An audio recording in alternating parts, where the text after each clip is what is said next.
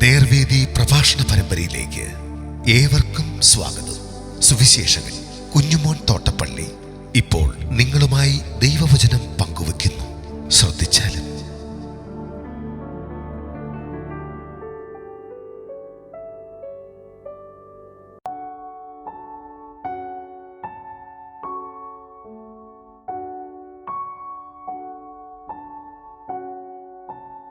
മത്തായി എഴുതിയ സുവിശേഷം 5-ാം അധ്യായത്തിന്റെ 43 മുതൽ 48 വരെ ഞാൻ വായിക്കുന്നത് ശ്രദ്ധിച്ചാൽ, കൂട്ടുകാരനെ സ്നേഹിക്ക എന്നും ശത്രുവിനെ പഴിക്ക എന്നും അരുളി ചെയ്തത് നിങ്ങൾ കേട്ടിട്ടുണ്ടല്ലോ. ഞാനോ നിങ്ങളോട് പറയുന്നത്, നിങ്ങളുടെ ശത്രുക്കളെ സ്നേഹിപ്പീൻ, നിങ്ങളെ ഉപദ്രവിക്കുന്നവർക്ക് വേണ്ടി പ്രാർത്ഥിപ്പീൻ. സ്വർഗസ്ഥനായ നിങ്ങളുടെ പിതാവിന് പുത്രന്മാരായി തീരേണ്ടതെന്ന് തന്നെ. അവൻ ദുഷ്ടന്മാരുടെ മേലും നല്ലവരുടെ മേലും സൂര്യനെ ഉദിപ്പിക്കുകയും നീതിമാന്മാരുടെ മേലും നീതി കെട്ടവരുടെ മേലും മഴ പെയ്യുകയും ചെയ്യുന്നുവല്ലോ. നിങ്ങളെ സ്നേഹിക്കുന്നവരെ സ്നേഹിച്ചാൽ നിങ്ങൾക്ക് എന്തു പ്രതിഫലം? ചുങ്കക്കാരും അങ്ങനെ തന്നെ ചെയ്യുന്നില്ലയോ? സഹോദരന്മാരെ മാത്രം വന്ദനം ചെയ്താൽ നിങ്ങൾ എന്ത് വിശേഷം ചെയ്യുന്നു? ജാതികളും അങ്ങനെ തന്നെ ചെയ്യുന്നില്ലയോ? ആകയാൽ നിങ്ങളുടെ സ്വർഗീയ പിതാവ് സൽഗുണപൂർണനായിരിക്കുന്നത് പോലെ നിങ്ങളും സൽഗുണപൂർണർ ആകുകയും. സ്വർഗരാജ്യ പ്രജകൾ സ്വർഗമായ പിതാവിന്റെ സ്വഭാവം ഉള്ളവരായിരിക്കണമെന്നാണ് 5-ാം അധ്യായത്തിന്റെ പരിസമാപ്തി. കൂട്ടുകാരനെ സ്നേഹിക്ക എന്നും ശത്രുവിനെ പഴിക്ക എന്നുമാണ് പഴയ നിയമ ഉപദേശം. ഇതിൽ കൂട്ടുകാരൻ എന്നത് യഹോഭക്തരായ യഹൂദന്മാരുടെ കാര്യവും ശത്രു എന്നത് യഹോഭക്തരല്ലാത്ത പ്രജാതികളുടെ കാര്യവുമാണ്. എന്നാൽ യഹൂദരിൽ തന്നെ വിഭാഗീയത ഉണ്ടാക്കുകയും യഹൂദരെ പഴിക്കുകയും ചെയ്തിരുന്നു. യേശു ഇവിടെ പഠിപ്പിക്കുന്നത്, യഹൂദരോ പ്രജാതികളോ ആകട്ടെ, നിങ്ങൾ ഉപദ്രവിക്കുന്നവരെ നിങ്ങൾ പഴിക്കാതെ സ്നേഹിക്കണം. എങ്കിലേ സ്വർഗസ്ഥനായ പിതാവിന്റെ മക്കളാണ് അഥവാ ദൈവമക്കളാണ് നിങ്ങളെന്ന് തെളിയിക്കപ്പെടുകയുള്ളൂ എന്നാണ്. രക്ഷിക്കപ്പെടാത്തവർ അവരെ സ്നേഹിക്കുന്നവരെ മാത്രം സ്നേഹിക്കുന്നവരാണ്. യേശു പറയുന്നത് രക്ഷിക്കപ്പെട്ടവർക്ക് ഈ കാര്യത്തിൽ വ്യത്യാസം ഉണ്ടായിരിക്കണം എന്നാണ്. വിശ്വാസികളെ സംബന്ധിച്ച് ഒരു സ്ഥലസഭയിലെ വിശ്വാസികളെ സംബന്ധിച്ച് പറഞ്ഞാൽ, ആ സഭയിലെ മുഴുവൻ ആളുകളെയും അവര് സ്നേഹിക്കാൻ കടപ്പെട്ടവരാണ്. അതിന്റെ കാരണം ആ സഭയിലെ ഓരോ അംഗത്തിനും വേണ്ടി കർത്താവ് ചോര ചിന്തി, വിലയേറിയ ചോര ചിന്തി. പക്ഷെ സംഭവിക്കുന്നത്, വിദ്യാഭ്യാസമുള്ള ആളുകൾ വിദ്യാഭ്യാസമുള്ളവരെ സ്നേഹിക്കും. നല്ല വീടുള്ള വിശ്വാസി അവന് തുല്യം വീടുള്ള ആളെ സ്നേഹിക്കും. നല്ല കാറുള്ള വിശ്വാസി അവന് തുല്യം കാറുള്ള ആളെ സ്നേഹിക്കും. വെളുത്ത വിശ്വാസി വെളുപ്പ് നോക്കി സ്നേഹിക്കും. അതുപോലെ ജോലിയുടെ അടിസ്ഥാനത്തിൽ, കുടുംബ ശ്രേഷ്ഠതയുടെ അടിസ്ഥാനത്തിൽ ഒക്കെ സ്നേഹിക്കുന്ന ആളുകളുണ്ട്. പ്രിയപ്പെട്ടവരെ, അത് ശരിയല്ല. നമ്മുടെ സഭയിൽ ഉള്ള അംഗങ്ങൾ ഒരു ശരീരത്തിന്റെ അവയവങ്ങളാണ്.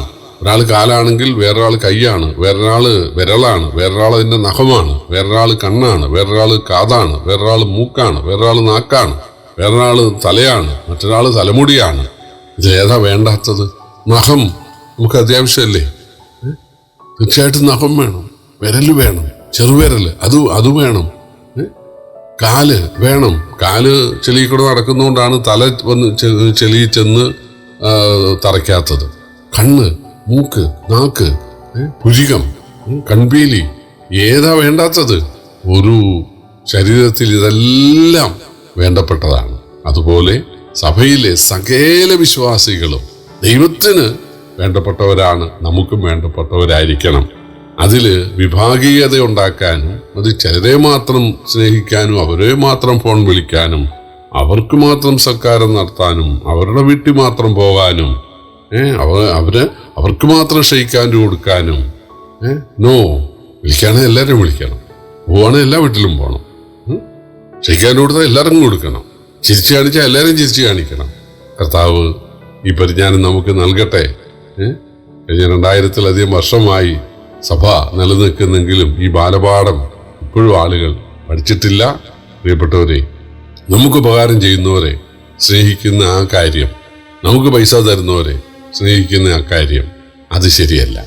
കാരണം അത് രക്ഷിക്കപ്പെടാത്തവർ ചെയ്യുന്ന കാര്യമാണ്. രക്ഷിക്കപ്പെടാത്ത ആളുകൾ, ജാതികൾ അവരെ സ്നേഹിക്കുന്നവരെ അവർ സ്നേഹിക്കുന്നു, അവരെ സഹായിക്കുന്നവരെ അവർ സഹായിക്കുന്നു. യേശു ചോദിക്കുന്നത്, നിങ്ങൾ എന്ത് വിശേഷം ചെയ്യുന്നു? നിങ്ങള് സഹോദരന്മാരെ മാത്രം വന്ദനം ചെയ്താൽ? നോ, അങ്ങനെയല്ല. എന്തിന്? നമ്മൾ ഉപദ്രവിക്കുന്നവരും രക്ഷിക്കപ്പെടാത്തവരുമായ ആളുകളെ പോലും തിരിച്ചു കാണിക്കാനും അവരോടും ഒരു സ്നേഹഭാവം കാണിക്കാനും അവരെ വന്ദനം ചെയ്യാനും കുശലം അന്വേഷിക്കാനും അവർക്കൊരു ബുദ്ധിമുട്ട് വന്നാൽ ഓടിച്ചെല്ലാനും നമ്മുടെ വീട്ടിൽ ഉള്ള വിഭവങ്ങൾ അവർക്കും കൂടി ഒന്ന് ഷെയർ ചെയ്യാനും നമുക്ക് സാധിക്കണം. അപ്പോഴാണ് അവർ കർത്താവിൻ്റെ സ്നേഹം അറിയുന്നത്. നമുക്ക് ആളുകളുടെ സ്വഭാവത്തെ മാറ്റാൻ പറ്റും. അല്ലാതെ അവര് ഇന്ന മതക്കാരാണ്, ഇന്ന സഭക്കാരാണ്, അവരൊന്നും മനസാന്തരപ്പെടുകയില്ല, അവരൊന്നും അങ്ങനെയല്ല. നമ്മുടെ വീട്ടിൽ ചക്കയും മാങ്ങായും തേങ്ങായും ചേനയും കാച്ചിലും കപ്പയൊക്കെ ഉണ്ടാകുമ്പോൾ അവർക്കൂടെ ഒന്ന് ഷെയർ ചെയ്ത് നോക്കുക. പായസം വെക്കുമ്പോൾ അല്ലെ ഒരു ഇറച്ചി വെക്കുമ്പോൾ മീൻകറി വെക്കുമ്പോൾ അവർക്കൂടെ ഒന്ന് കൊടുത്തു നോക്കുക. തീർച്ചയായിട്ടും കാര്യങ്ങൾക്ക് വ്യത്യാസം ഉണ്ടാകും. അവർ കർത്താവിനെ അറിയാൻ ഇടയായി ചേരും. പിന്നെ നമ്മളൊരു ലേഖലേഖ കൊടുത്താൽ, ഒരു പുസ്തകം കൊടുത്താൽ അവർ വായിക്കും. ഒരു CD കൊടുത്താൽ, അല്ലെങ്കിൽ ഒരു കാസറ്റ് കൊടുത്താൽ, അല്ലെങ്കിൽ ഒരു പ്രസംഗത്തിന് ഒരു മീറ്റിങ്ങിന് ക്ഷണിച്ചാൽ അവർ വരും. ദൈവം ഈ പാഠം നമ്മെ പഠിപ്പിക്കട്ടെ. ദൈവം നല്ലവർക്ക് മാത്രമല്ല ദുഷ്ടന്മാർക്കും മഴയും കാലാവസ്ഥയും നൽകുന്നവനാണ് എന്നാണ് യേശു പറഞ്ഞത്. കാരണം ദൈവം സൽഗുണപൂർണ്ണനാണ്. നമ്മളും അങ്ങനെ ആയിരിക്കണം. പക്ഷെ അത് വെറുതെ വേണ്ട. 46-ാം വാക്യത്തിൽ പറയുന്നത് ദൈവം അതിന് പ്രതിഫലം നൽകും എന്നാണ്. രക്ഷിക്കപ്പെടാത്തവരെയും വന്ദനം ചെയ്യുക, അവർക്ക് നന്മ ചെയ്യുക, അതാണ് ദൈവം രക്ഷിക്കപ്പെട്ടവരെ കുറിച്ച് ആഗ്രഹിക്കുന്നത്. ഗലാത്യലേഖനത്തിൽ വായിക്കുന്നത് നാം എല്ലാവർക്കും, വിശേഷ സഹവിശ്വാസികൾക്ക് നന്മ ചെയ്യുക, എല്ലാവർക്കും നന്മ ചെയ്യണം. ഉപദ്രവിക്കുന്നവരും ശത്രുക്കൾ നശിച്ചു പോകാൻ ശപിക്കുന്നതിന് പകരം അവർക്ക് നന്മയുണ്ടാകാൻ പ്രാർത്ഥിക്കാനാണ് യേശു പറയുന്നത്. സ്വർഗരാജ്യ പൗരന്മാരായി തീർന്നവർക്ക് ഈ സ്വഭാവം ആയിരിക്കും എന്നാണ് നമ്മുടെ കർത്താവ് പറയുന്നത്. നമ്മളൊരു ആത്മപരിശോധന ചെയ്യുവാൻ ദൈവം നമ്മെ സഹായിച്ചെങ്കിൽ നന്നായിരുന്നു. ദൈവനാമം വാഴ്ത്തപ്പെടുമാറാകട്ടെ.